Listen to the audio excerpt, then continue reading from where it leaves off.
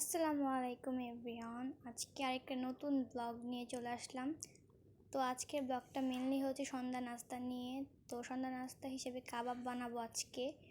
তো এখানে আমি কাবাবের সব উপকরণ নিয়ে চলে আসলাম।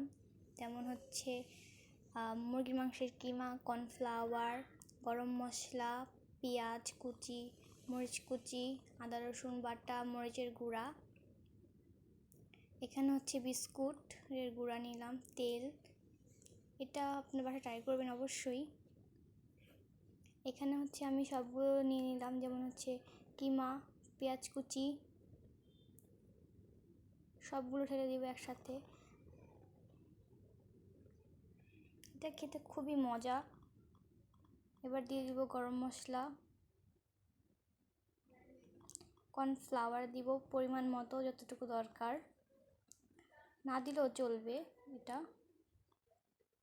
এখন দিব টমেটো সস, ব্রেড, তেল দিয়ে একসাথে এটা মাখিয়ে নিচ্ছে আম্মু।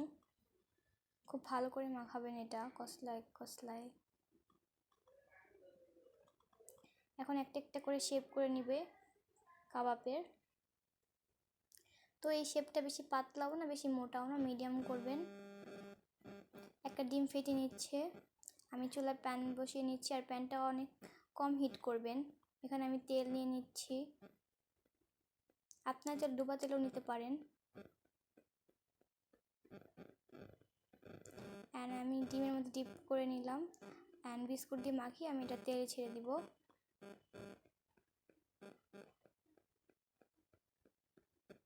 এটার জালটা মিডিয়াম দিবেন, আমার জালটা বেশি হয়ে যাওয়ার কারণে এটা একটু বেশি হচ্ছে, মানে কালারটা বেশি চলে আসছে।